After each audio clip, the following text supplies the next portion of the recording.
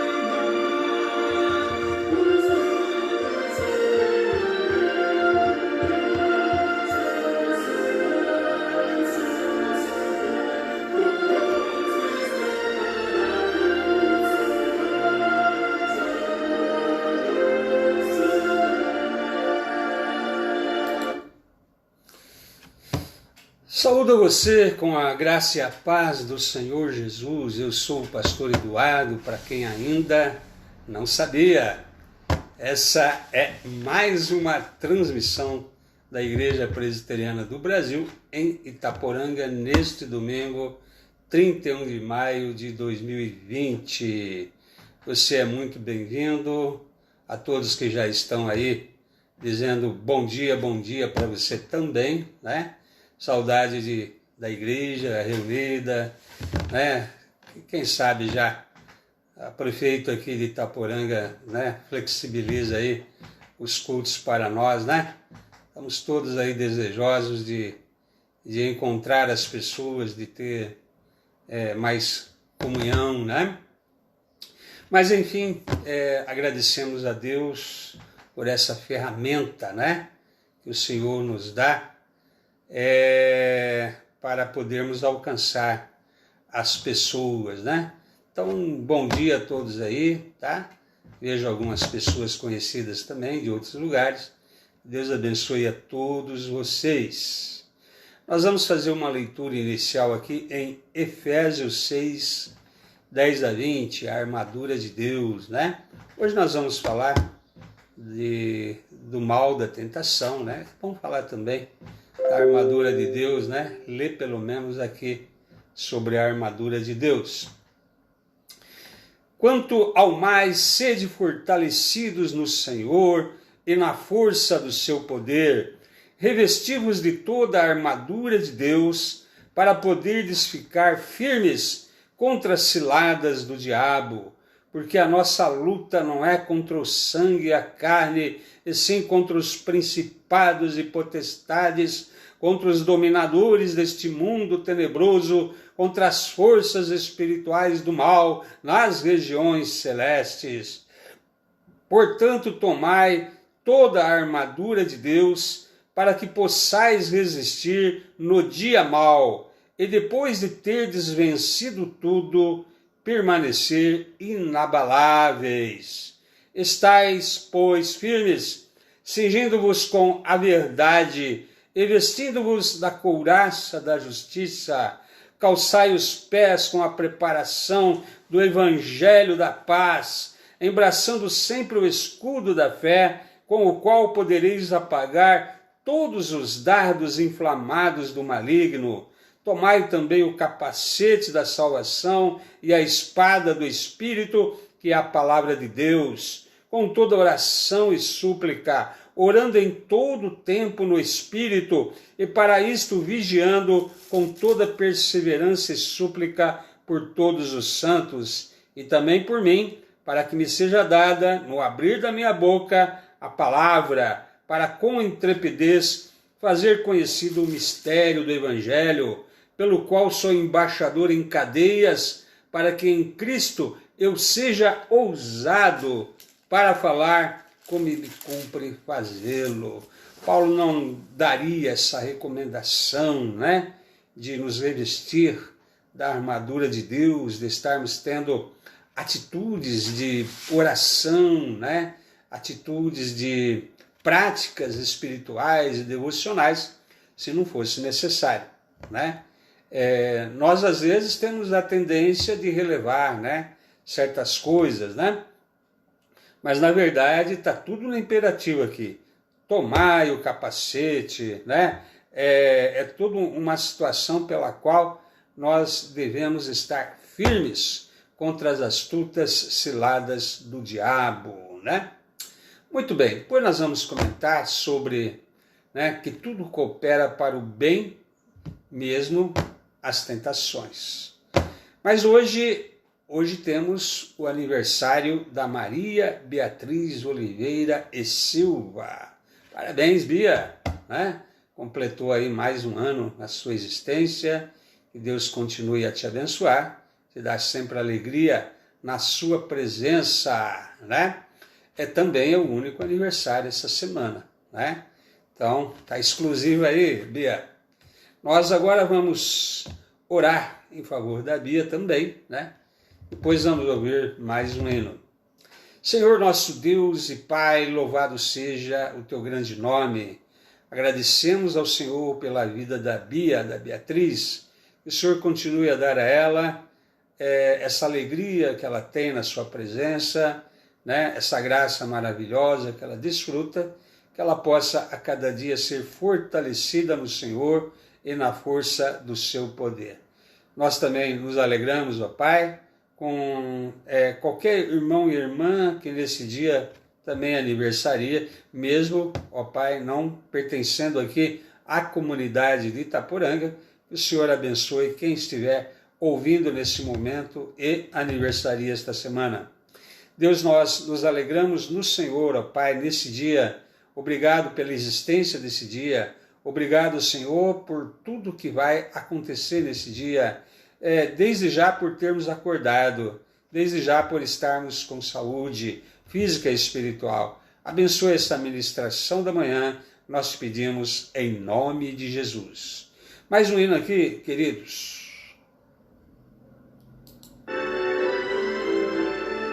Hino 350 do Inário Presbiteriano, Palavra da Vida.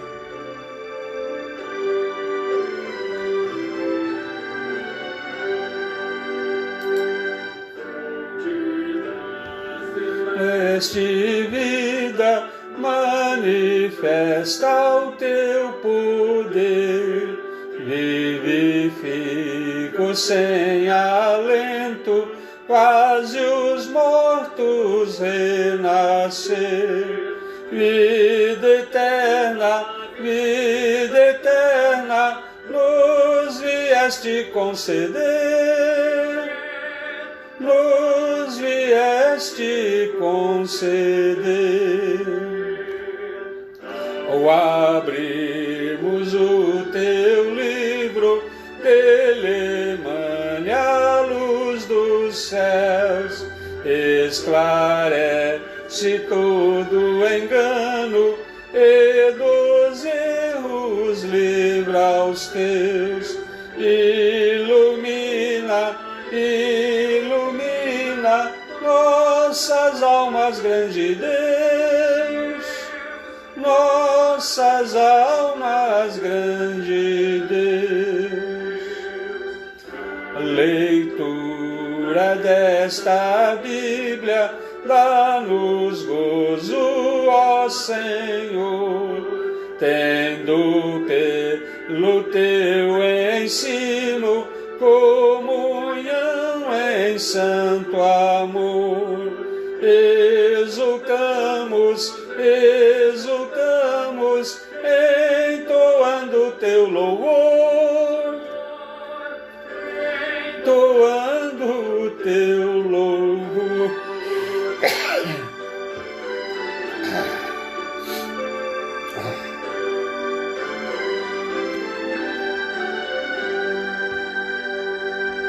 Pelo estudo da palavra, aprendemos de Jesus. Ó, concede os belos frutos que esta instrução produz. E gozamos alegria, vida e luz. Alegria, vida e luz. Amém. Amém, né? Gozamos de alegria, vida e luz pela instrução da palavra. E é por isso mesmo que nós vamos nos debruçar nela neste momento, na sequência do nosso estudo, que todas as coisas cooperam para o bem daqueles que amam a Deus. E aí sempre tem aqueles que perguntam, né? E as coisas ruins, as coisas piores, também contribuem para o bem daqueles que amam a Deus? Sim, nós estamos vendo, né? Domingo de manhã, quatro situações das piores, né? Que acabam contribuindo para o bem daqueles que amam a Deus. Domingo passado falamos do mal da aflição. Hoje nós vamos falar do mal da tentação, né? Tentação também pode contribuir para o bem daqueles que amam a Deus. Geralmente essas coisas ruins, né? Achamos que são negativas por si mesmo e nada disso poderia contribuir para o nosso bem, porque tentação sempre é algo, sempre para o mal, né? Mas Deus pode transformar, tudo está no controle dele. Deus até mesmo pode usar as tentações para o nosso bem. Mas nós vamos ler o texto aqui de Efésios 6,16. Nós lemos agora há pouco, mas vamos destacar este versículo. Embraçando sempre o escudo da fé, com o qual podereis apagar todos os dardos inflamados do maligno. Deus nos dá o escudo da fé para apagarmos todos os dardos inflamados do maligno. Vamos orar. Senhor nosso Deus e Pai, louvado seja teu grande nome esta manhã também, como em todos os dias, durante todo o dia, toda a noite, ó Pai, o dia inteiro, porque, ó Pai, vivemos para o louvor da sua glória e para nós é motivo de extrema alegria e necessidade a adoração do Senhor. Abençoe todas as pessoas que estarão direta ou mais tarde ouvindo a ministração da tua palavra. Que o Senhor, Pai, faça recair sobre todos nós a edificação que a tua palavra produz. Nós pedimos em nome de Jesus. Amém. Né? O mal da tentação, ele é controlado para o bem, né, da pessoa que ama a Deus, do homem piedoso. Né? Quarta-feira falamos do homem piedoso. Então, o mal da tentação, ele pode cooperar para o bem. Né? Sabemos que Satanás é que é o tentador, mas, né, Deus pode transformar tudo para o nosso bem e Deus está no controle de tudo, inclusive do próprio Satanás. Ele não pode fazer nada a nós sem a permissão de Deus. Então nós vamos dividir o estudo aqui em duas partes. O método de Satanás na tentação, né? E também, né, que somos, na segunda parte, ela é controlada para o nosso bem. Tá? Duas partes. Então temos duas coisas aqui nesse método de Satanás: violência e sutileza. Né? Em relação à violência, ele age aí como um dragão vermelho, né? Trabalha para tempestuar o castelo do nosso coração. Bastante poético, né? Ele lança pensamentos de blasfêmia, né? Ele nos tenta para negar a Deus. Esse é o grande objetivo dele, né? Tentar fazer com que neguemos o Senhor nosso Deus, né? Porque Jesus falou: aquele que me negar diante dos homens, eu o negarei diante do Pai. Por isso que também lá no Oriente Médio, né, como também desde o início no Império Romano, tentavam fazer o cristão blasfemar, negar o nome de Cristo. Né? Para isso usa de violência, né? Tentando forçar uma declaração dessa, uma situação como essa. Então, esses são dardos ardentes que ele atira, pelos quais inflamaria as nossas paixões. Mas nem sempre é violência, não. Às vezes ele usa de sutileza, quem sabe na maior parte das suas tentações ele usa de sutileza, e aí então ele age como uma antiga serpente, né? Como uma antiga serpente. Vamos nos deter um pouco mais nessas sutilezas, né? São 5 principais sutilezas que o diabo usa. Primeiro, ele observa seu temperamento, né? E através do seu temperamento, ele então vai usar da tentação que corresponde à sua maneira de ser, ao seu temperamento, às suas reações. Quer ver que interessante? Para Jesus ser tentado a multiplicar pedras em pães é possível, porque Jesus tem essa capacidade. Né? Para mim já não seria uma tentação, porque eu não tenho essa capacidade. Né? Então, dependendo do temperamento, da capacitação de cada um, a tentação ela tem o seu efeito ou não. Né? Então ele estuda o temperamento, as reações, a capacidade. Né? Assim como um fazendeiro, ele sabe qual semente é melhor para o solo. ele não tentará de forma contrária, então, à disposição natural de cada um, né? Então isso é uma das primeiras sutilezas, né? Primeira sutileza. Ele, por exemplo, tenta o homem ambicioso com uma coroa. Vê que a pessoa é ambiciosa, tem desejo de grandeza, né? de proclamar-se a si mesmo, né? É soberano sobre as pessoas, então ele tenta com uma coroa, né? Ao homem lascivo, né? Pessoa sensual demais, ele tenta com a beleza, né? Quer dizer, então, dependendo da característica de cada um, a tentação vai ter mais efeito, né? Se for de acordo com o temperamento, a personalidade, as características da pessoa. Também Satanás espera a hora certa para tentar, tá? Jesus jejuou 40 dias e só aí que o diabo foi tentá-lo no momento de fraqueza, né? Então, às vezes quando nós saímos do culto, naquele momento solene, nós nos achamos aptos a pensar que tudo está bem, tudo está feito, né? Estamos naquela comunhão, né? E aí tem aquela falsa sensação de segurança e às vezes temos uma tendência de relaxar, achar que está tudo bem, então é o momento de ser tentado, né? Quer dizer, ele sabe, ele espera o momento certo para fazer isso, né? Como um soldado que depois da batalha abandona a armadura, né? Quer dizer, às vezes é assim, né? Que nós falamos agora da armadura de Deus, né? Tomarmos a armadura de Deus em todo o tempo, né? Quer dizer, não há maneira nenhuma de relaxarmos, né? Temos que estar sempre na presença do Senhor, sempre vigilante, né?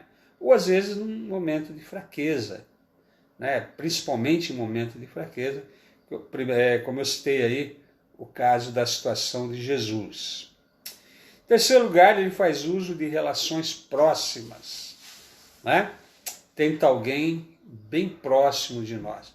Às vezes um estranho não terá o efeito que tem a tentação,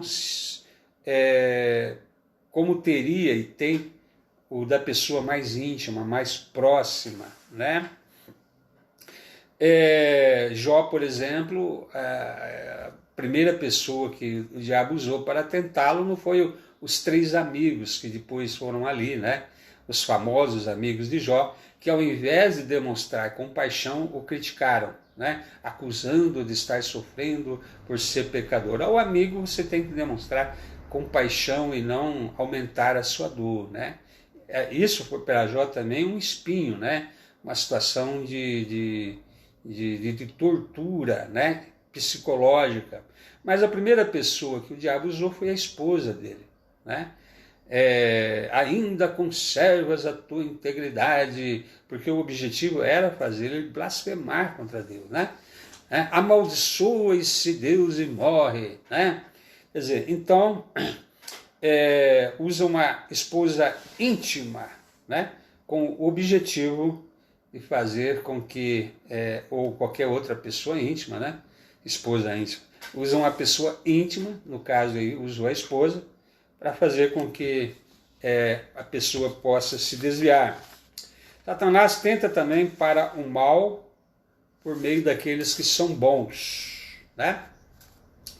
Veja, aí já é caso de pessoas próximas, né? Que gozam de uma intimidade, no caso de Cristo, usando Pedro, né? Jesus tinha acabado de dizer que iria para a cruz, que ele haveria de sofrer, que essa era a missão dele, né? Que ele veio com esse propósito, né? E aí, de repente, esse mesmo Pedro que havia respondido a Jesus que ele era o Cristo, o Filho de Deus vivo, e que Jesus havia acabado de elogiá-lo, Pedro, né, não foi carne e sangue que te revelaste isso, foi o meu Pai Celeste. Logo em seguida, Pedro começa a repreender Jesus por causa desse discurso de que iria para a cruz, né? Senhor, tem compaixão de ti. Quer dizer, tentando fazer com que Jesus não fosse para a cruz, né? tentando fazer com que Jesus psicologicamente fosse abatido, né? Com a sua missão de ir até a cruz, né? Tem misericórdia de ti, Senhor, isso não vai te acontecer, né? Então, quem imaginaria encontrar o tentador na boca de um apóstolo, né? Quer dizer, da onde a gente menos espera, pode ser uma pessoa tão próxima dos nossos relacionamentos, né? Que poderá ser usado como uma tentação para nós. Satanás também, em quinto lugar, tenta ao pecado sob uma pretensa religião, né? Sabe que as pessoas são religiosas, né? E por isso o apóstolo Paulo diz que o diabo às vezes se transforma em anjo de luz. Atenção, o diabo não é anjo de luz, ele é o príncipe das trevas. Mas, se for para enganar, ele é capaz de aparecer-se como se fosse um anjo de luz, ou seja, alguém que faça o bem, né? Ele usou as escrituras, né? Usou a religião, usou as escrituras para tentar Jesus, né? Está escrito que aos teus anjos dará ordem a teu respeito para te guardar, então atira-te daqui para baixo, né? Então, ele tenta muitos homens a cobiça e extorsão sob o pretexto de provisão para a sua família, né? Olha, nesses tempos, principalmente, né, em que vivemos, é muito desesperador, né, ver o que está acontecendo com muitas famílias. Muitos pais de família serão tentados a fazer coisas que não fariam se estivesse numa situação normal, né? O desespero, né? Há toda uma situação em que a fraqueza de momento é um terreno fértil para a tentação, né? Então é sempre importante que nós estejamos atentos, né, aos métodos usados para que saibamos identificar que isso se trata realmente de uma situação em que o inimigo das nossas almas usa a nossa própria necessidade, fraqueza, sensação de segurança, né, pessoas próximas, seja a intimidade de um familiar, ou a esposa, ou o marido, né, ou amigos mais chegados que um irmão, na tentativa de nos desviarmos do propósito de adorar o nosso Deus, engrandecer o nosso Deus. Pode perceber que quando a pessoa se converte, aqueles que vão tentar afastá-lo de um relacionamento com Deus estão na própria família. Isso que Jesus falou, né? Os inimigos do homem estão na sua própria casa, né? Quantos pais não tentam impedir os filhos de seguirem a Cristo, né? Quantos amigos não tentam afastá-lo disso, às vezes cônjuge, né? Então, há toda uma situação pela qual, se há realmente uma coisa pela qual devemos estar atentos, é que pessoas bem próximas podem querer ser usadas para fazer com que nos desviemos dos caminhos e da vontade do Senhor. Mas vamos falar agora que todas essas tentações, na verdade, são controladas para o bem dos filhos de Deus, né? Como assim? Depois de tudo que foi descrito, né? Como pode ter alguma coisa que é para o bem dos filhos de Deus, né? Nós vamos falar aqui de 8 maneiras pelas quais as tentações cooperam para o bem dos filhos de Deus, né?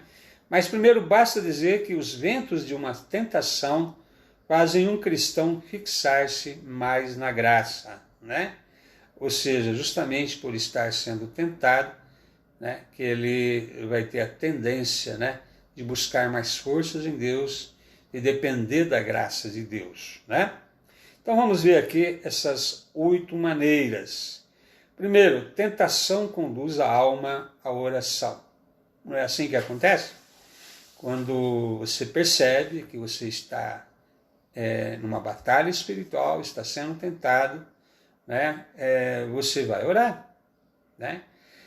Talvez seja por isso que Satanás não tentou Jesus os 40 dias, esperou ele ficar fraco, né? Se tentar também o cristão todos os dias, você sabendo que todo dia já começa com uma tentação, batalha espiritual pesada, você já começa a orar desde a madrugada. E tudo que o diabo não quer que você ore, né? Então, às vezes ele dá ali um descanso, né? Uma ilusão de tranquilidade, de paz, de que você não está mais sobre tentação, para aguardar um momento propício, né? Mas nesses momentos propícios, o que acontece? Né?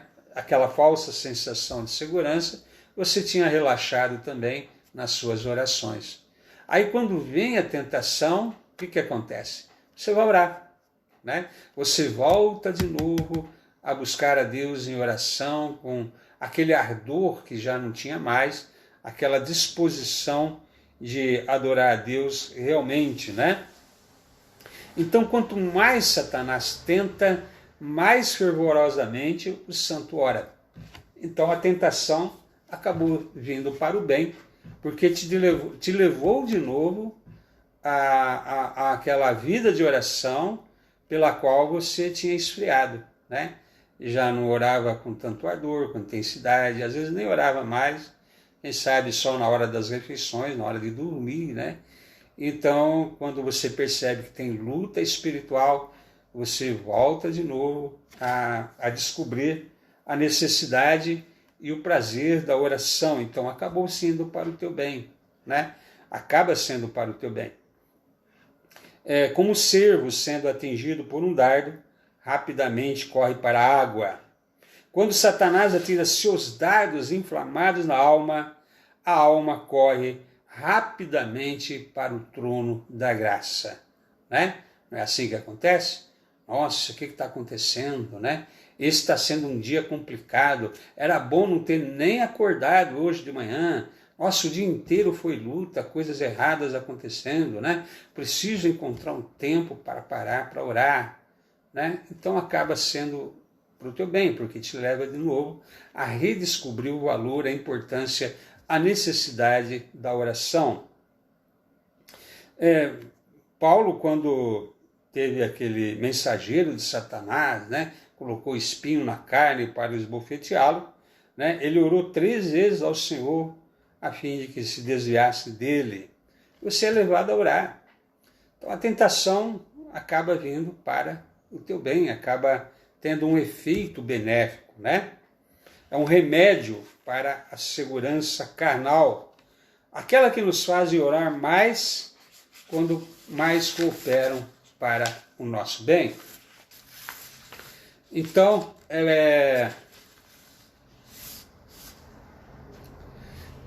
2, tentações são meios de se guardar da perpetração do pecado, né?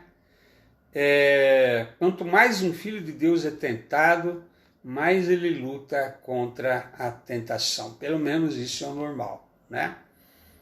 Ninguém vai ceder à tentação assim, né? A não ser que não seja filho de Deus, né? Porque na verdade ele não é nem tentação para ele certas coisas. Ele gosta mesmo daquilo, ele gosta do pecado. Para ele não se trata nem de tentação, mas de prazer. Mas quando se trata de um filho de Deus e nós queremos viver na presença de Deus, né? Então certas coisas são sim uma tentação e nós nos vemos lutando contra essa vontade da nossa carne, esses pensamentos que são colocados para fazermos a vontade da nossa carne, né? E por isso nos pega lutando para não fazer o que é errado, mas fazer aquilo que Deus aprova. Então Deus faz uma rédea para manter o cristão longe da tentação, né? É interessante uma definição. Algumas pessoas veem a palavra de Deus, a lei de Deus, né, como se fosse uma cerca, né? E na verdade é como se fosse mas na verdade é um lugar de segurança. Quando eu ultrapasso essa cerca, quando eu ultrapasso esse lugar de segurança, eu caio num precipício. Então não são impedimentos, né? São, na verdade, proteção. A lei do Senhor, a palavra de Deus, são proteção. E nós não queremos ultrapassar essas leis, essa situação de segurança para nós, porque, na verdade, vamos cair num abismo. Então, as tentações nos fazem querer lutar contra elas. Então, acaba sendo para o bem. Tentações cooperam para o bem, pois elas abatem o inchaço do orgulho espiritual, do orgulho, né? Inchaço do orgulho. Tem também orgulho espiritual, né?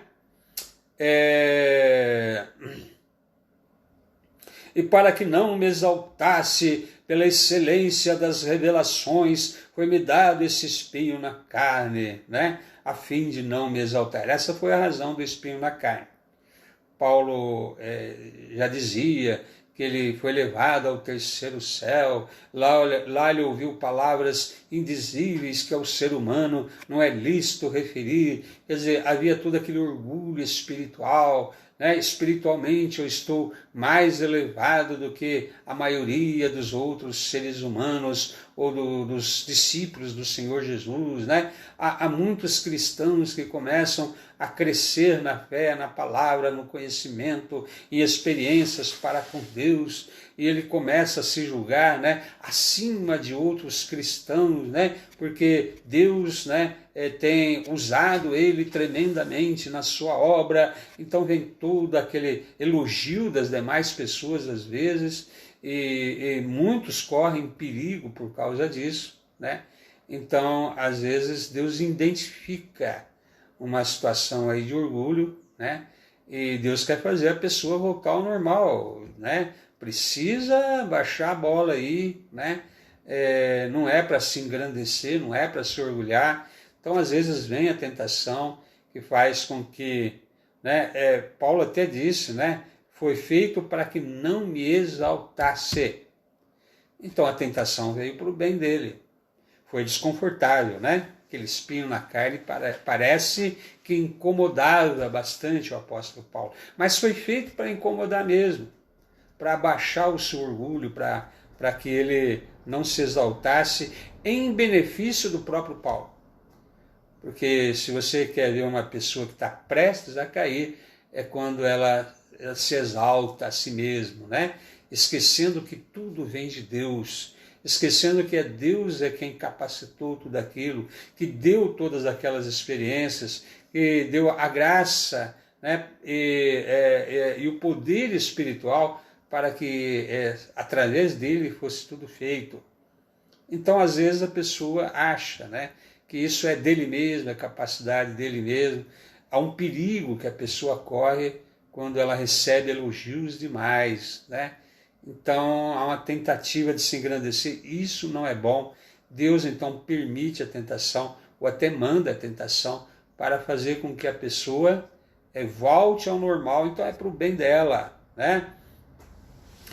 O espinho na carne era para perfurar o inchaço do orgulho. Melhor é a tentação que me humilha do que um dever que me faça orgulhoso, né? O orgulho é coisa da carne, é coisa do homem, né? O homem que quer se exaltar a si mesmo, e nós temos que nos humilhar diante do nosso Deus e exaltar somente a Ele, tá vendo? Então tem certas situações que sim, são para o bem daqueles que amam a Deus. 4. Tentações cooperam para o bem como uma pedra de toque para testar o que há no coração. Então a tentação testa o que há no coração. Não é assim? Tentação é um teste de nossa sinceridade. Ela pode argumentar que o nosso coração é puro e leal a Cristo. Quando a olhamos face a face, viramos as costas a ela. Será que somos realmente puros, como às vezes acreditamos que somos, na nossa sinceridade, na nossa pureza, no nosso relacionamento com Cristo, a nossa lealdade? Então a tentação nos testa sobre isso, né? Há pessoas que quando são testadas blasfemam, né? Há pessoas que quando são provadas dessa forma, geralmente questionam até o amor de Deus por ela. Mas antes viviam afirmando, Deus é maravilhoso, porque está dando tudo certo, Deus tem abençoado, né? Está tudo correto, então eu amo esse Deus maravilhosamente. Mas quando vem uma tentação, né?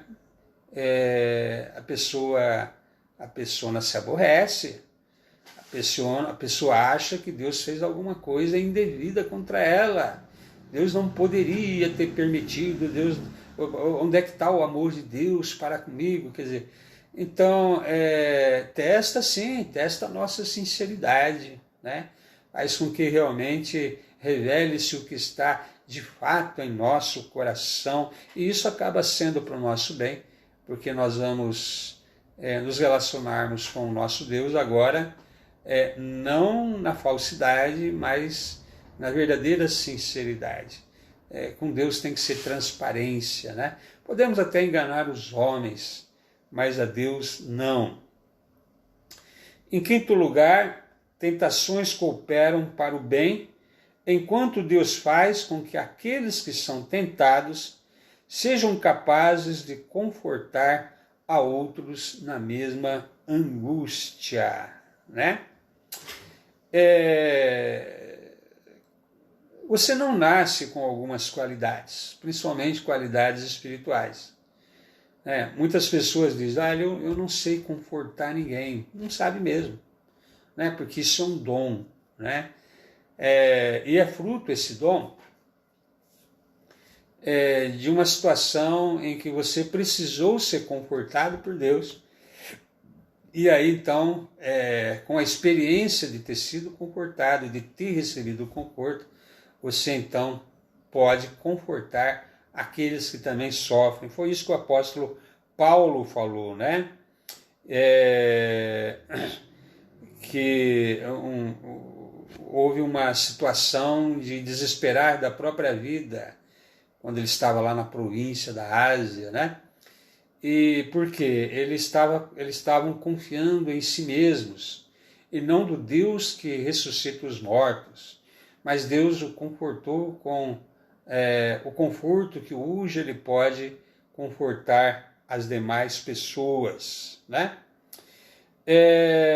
Então, é importante nós compreendermos que, às vezes, algumas riquezas espirituais, né, algumas capacitações espirituais, elas só são dadas quando nós precisamos delas. Estamos entristecidos, o Senhor nos alegra. Estamos precisando de paz, o Senhor nos concede a sua paz. Estamos precisando ser consolados, o Senhor nos consola. Isso tudo vai nos enriquecendo também, né? Algumas dessas graças especiais são dadas a quem precisa delas. Deus não vai dar conforto para a pessoa que não está precisando, né? Então, acaba sendo, sim, uma situação para o bem, né? Muito bem.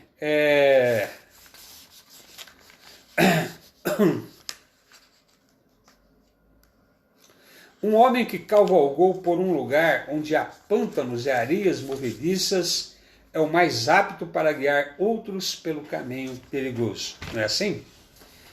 Quando você precisa caminhar para um lugar que você nunca andou, pântanos e areias movediças, é o exemplo aqui, eu vou procurar um guia que tenha a experiência de ter caminhado por esses lugares. Muito bem. 3:6, né? Quer dizer, a sexta. As tentações cooperam para o bem, enquanto desperta compaixão paternal em Deus para com aqueles que são tentados, né? Então, ela é a causa da compaixão de Deus, né? O filho que está doente e ferido é o mais cuidado, não é assim? Quando um santo está sob os ferimentos das tentações, Cristo intercede por ele, o Pai tem compaixão, né? Há toda uma situação pela qual acaba sendo para o nosso próprio bem, né? Não que seja bom passar pela tentação, mas como eu disse, Deus transforma isso em bem, né? Acaba sendo uma situação em que Deus nos compensa, né? Pelo fato de estarmos passando por aquelas coisas, com a sua graça especial, com as intercessões do Senhor Jesus em nosso favor, né? Jesus já sabia que Pedro seria tentado com a morte de Jesus, e por isso disse Pedro, né? Satanás te pediu ao Pai para cirandá-lo, né? Mas eu roguei por ti. Quer dizer, atrai as intercessões maiores do nosso Senhor, né? Jesus não citou os outros 11, citou a Pedro, né? Satanás pediu a Pedro. Então, Pedro acabou sendo alvo da intercessão do Senhor Jesus em favor dele. 7. As tentações cooperam para o bem enquanto fazem os santos desejarem mais o céu, né? A vida aqui na Terra é complicada, é difícil. Há situações em que muitos irmãos dizem, Senhor Jesus, volte logo, né? Venha transformar essa realidade dura naquela prometida, a qual nos aguarda, né? Tá complicado demais viver nesse mundo, né? Então a gente acaba tendo mais anelos pelo céu, né? Tem até aquele hino famoso, né? Canção do exílio, né? Da linda pátria estou bem longe, quando será que vou? Então, o céu é aquele lugar do descanso que nós sabemos, né? É o exemplo da águia, né? A águia que plana pelo ar e pousa sobre as altas árvores não se preocupa com a picada da serpente, né? Que está lá na terra, enquanto estamos ali nas alturas, na planície, né? Um exemplo aí poético também para ilustrar, né? O anelo de estarmos em segurança, de estarmos finalmente na presença de Deus, onde todos os males do presente momento em que vivemos já não existirá, conforme a promessa lá que foi feita no Apocalipse. 8. As tentações cooperam para o bem, né? Antes de falarmos disso, completando essa do anelo para o céu, né? Todo cristão verdadeiro, ele anela o céu, né? Ele não é apegado à terra, não. Né? Até João falou, aquele que ama esse mundo, o amor do Pai não está nele. O nosso desejo é ver, né, a volta do Senhor Jesus e novos céus e nova terra. Temos anseios, né, o cumprimento ali de tudo aquilo que está prometido para aqueles que amam ao Senhor. Então, 8, as tentações cooperam para o bem enquanto envolvem a força de Cristo. Cristo é nosso amigo e quando somos tentados, ele disponibiliza todo o seu poder trabalhando por nós, né? Vamos lembrar o seguinte, o nosso modelo sempre será o Senhor Jesus. Ele passou por todo tipo de tentação. Por isso que o escritor aos Hebreus diz, uma vez que ele mesmo passou por sofrimentos e tentações, é capaz de socorrer aqueles que são tentados. Então, Jesus passou infinitamente mais sofrimentos, dores e tentações do que qualquer ser humano que já viveu e ainda viverá ou vive. Né? Eu costumo dizer, você passou fome? Duvido que tenha sido 40 dias. Passou sede? Mesma coisa. Você não tem muitas roupas para usar? Jesus tinha uma só. Né? Você só tem uma sandália? Às vezes tem mais do que isso, Jesus só tinha uma sandália. Você tem pelo menos uma casa? Jesus disse, olha, as aves do céu têm ninhos, né? os animais têm couvice, o filho do homem não tem onde reclinar a cabeça, ou seja, Jesus não tinha nenhum terreno onde fosse enterrado. Tanto que José de Arimateia depois cedeu ali um túmulo para ele ser enterrado. Você foi condenado injustamente, Jesus foi perseguido político, Jesus teve que fugir de Herodes para o Egito, né? O que você imaginar do que uma pessoa pode ter sofrido, tentações do diabo, mais do que Jesus você não sofreu, né? Zombaria, escárnio, bullying, mais do que Jesus você não sofreu. Então, por isso que o profeta Isaías diz que ele é homem de dores, sabe o que é padecer.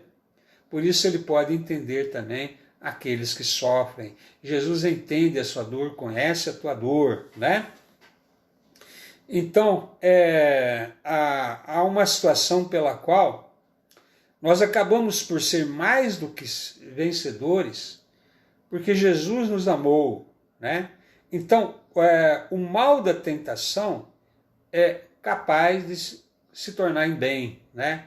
Porque esse Deus que me amou tão profundamente, que foi até a cruz, que sofreu, né? Entende perfeitamente a minha dor, né?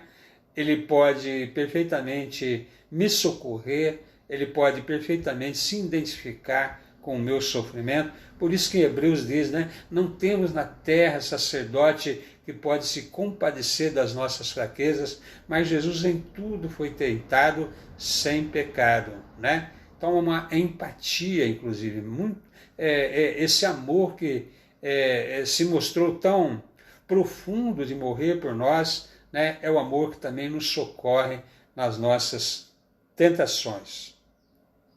Então nós vamos ficando por aqui, né? Espero que você tenha compreendido que todas as coisas cooperam para o bem, porque há um propósito em Deus em que de nos beneficiar com também as coisas que às vezes nos acontecem, mesmo algumas tentações, né? Porque tudo coopera para o bem daqueles que amam a Deus, né? Vai se tornar uma pessoa melhor, menos orgulhosa, menos cheio de si, né? Menos se achando, né? Há pessoas que se acham fortes, né? Aí a gente aprende a depender de Deus, da graça de Deus, aprende que a nossa força está justamente quando somos fracos, quer dizer, tudo nos leva ao nosso crescimento, ao nosso aperfeiçoamento. Que Deus abençoe você, que você tenha compreendido tudo isso, né? Porque somos mais do que vencedores por meio daquele que nos amou. Por isso, toda tentação é tornada em bem. Nós vamos terminando aqui, vamos orar, à noite tem mais, tá? 7h30, e que Deus dê a você um grande dia abençoado na sua presença. Senhor, nosso Deus e Pai, obrigado por esse estudo, obrigado pelas pessoas que o Senhor mesmo chama para, ó Pai, terem conhecimento dessa ministração, que o Senhor possa fazer com que a Tua palavra produza o fruto que o Senhor mesmo deseja, que corações sejam acalmados nesses tempos. Há muito espaço para desespero nessa época, que o Senhor fortaleça as mentes e corações, que o Senhor dê pão para quem precisa, dê, ó Pai, condições de trabalho para quem necessita, que possamos ser guardados no seu amor e aperfeiçoados em tudo isso que está acontecendo. Nós oramos ao Senhor, agradecidos desde já, em nome de Jesus. Amém. Deus abençoe.